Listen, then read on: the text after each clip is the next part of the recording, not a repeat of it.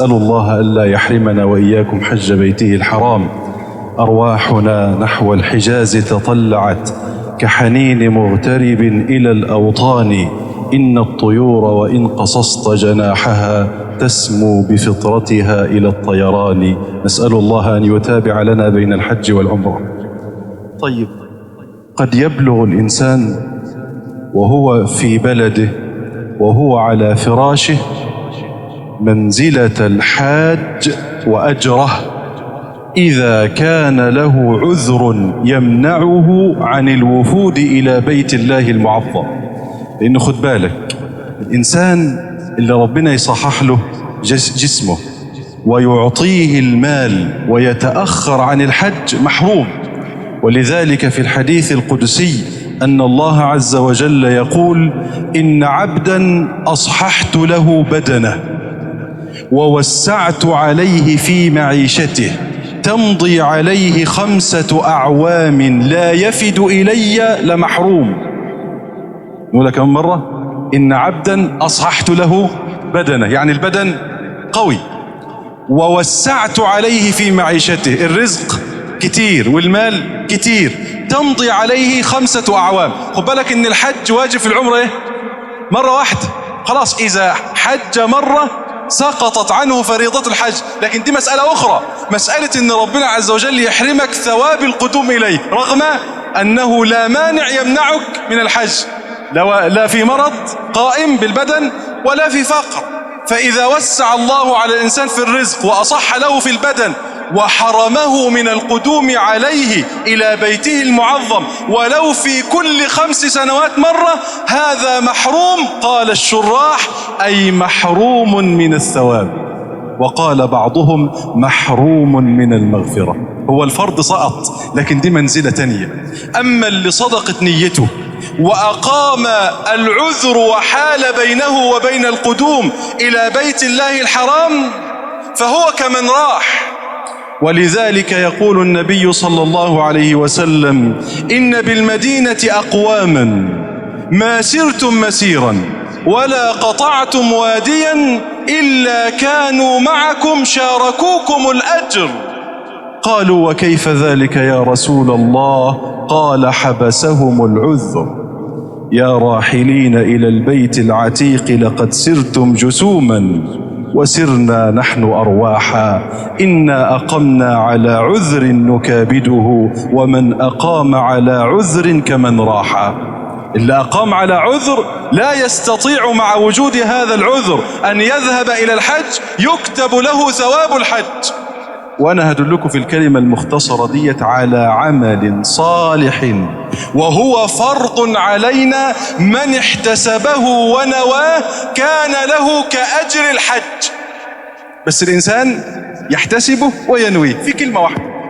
قال رسول الله صلى الله عليه وسلم كما في مسند الإمام أحمد من حديث أبي أمامة الباهلي قال: من خرج متطهرا إلى صلاة مكتوبة كان له كأجر الحاج المحرم، ومن خرج إلى سبحة الضحى كان له كأجر العمرة، وصلاة في إثر صلاة لا لغو بينهما كتاب في عليين. يعني قد ينال الإنسان بخروجه متوضئا من بيته محتسبا قدومه إلى بيت الله لأداء فريضة من فرائض الله تكون في ميزانه كأجر الحج. بس دي ما تسقطش حج الفريضة. يعني حج الفريضة واجب إذا كان الإنسان مستطيع وقادر، لكن هذه في الثواب، في الأعطية، في المنة، في المنحة من الله سبحانه وتعالى. وهذا يدلك على شريف منزلة الصلاة في الإسلام. ولذلك كان سيدنا أنس بن مالك لما تولى الحجاج الخلافة، وبني أمية عموما، وكان أحد ولالهم بني أمية عموما كانوا يؤخرون الصلاة. وكان زمان الصلاة لا تقام إلا إذا خرج الخليفة، زي دلوقتي كان الصلاة ما تقامش إلا لما الخليفة يطلع لهم. فكانوا بيأخروا صلاة العصر على ما يطلعوا من النوم بقى والقيلولة والحر والكلام ده، فكانوا يؤخرون صلاة العصر. ولذلك كان بعض العلماء في هذا الزمان يفتي الناس بصلاة العصر في وقتها، وإذا خرج الإمام يصلي معه نافلة. يعني يصلي الفرض في وقته في إيه؟ في بيته، ما هو ما يقدرش يصلي جماعة والإمام ما طلعش، فيصلي الفرض عشان إيه؟ الوقت المختار ما يروحش، والخليفة يطلع براحته يصلي بقى قبل المغرب بنص ساعة ولا بساعة، يوم يصلي عليه بس يصلي معاه، بس إيه؟ تبقى نافلة ما تبقاش الفريضة. فسيدنا أنس بن مالك خادم النبي عليه الصلاة والسلام في زمان الحجاج بيبكي، فسألوه على ما تبكي ليه؟ قال لم أعد أرى في زمانكم هذا شيئا مما كنت أراه من قبل إلا الصلاة وقد ضيعتموه. ده كان في إيه؟ في زمانه، يعني ما قلتش ليه حاجة من الدين باقية إلا الصلاة، وكمان إيه؟ وكمان ضيعتموها، فاضل إيه تاني يضيع؟ سبحان الله. كل هذا من شديد حرصهم على الصلاة. ومن أعجب ما تسمعون، وبه أختم هذه الموعظة لشريف منزلة الصلاة، أن رجلا من الأنصار في زمان عثمان رضي الله عنه دخل حائطا له. الحائط لما تسمع حائط بستان مليان نخيل وفواكه وأعناب وتمر وكلام زي ده، بستان عظيم له وفيه ظل وماء بارد. أيوة كده جنين، الله يفتح عليك. دخل الجنينة بتاعته الجميلة دي ودخل يصلي، وبعد ما صلى ركعتين قعد يتأمل في الأنهار والثمار، وبعدين قال أنا صليت قد إيه بقى؟ صليت ركعتين وكانوا سنة ولا كانوا فرض ولا أنا عملت إيه؟ ما عادش فاكر. فذهب إلى عثمان رضي الله عنه وارضاه، قال له إيه؟ قال إن حائطي هذا قد ألهاني عن الصلاة فهو في سبيل الله. بس كده. الحائط ايه؟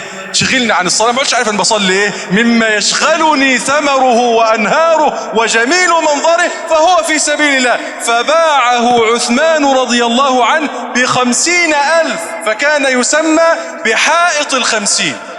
قل لي بربك النهاردة مين اللي يبص لمال عنده ولا لسيارة عنده ولا لبضاعة عنده ولا لتجارة عنده ولا المحل عنده ولا لعمل عنده ألهاه عن الصلاة فيقول ايه؟ بناقص اللي بيلهي عن الصلاة ده كله ليه؟ لعظيم احترامهم وتقديرهم للصلاة، ولذلك أفلحوا ونجحوا. نسأل الله أن يعلق قلوبنا بالصلاة، وأن يجمعنا وإياكم في العام القادم في أرض مكة المباركة الطيبة حجاجا ومعتمرين. نسأل الله القبول والمغفرة، وصل اللهم وسلم وزد وبارك على نبينا محمد، والحمد لله رب العالمين.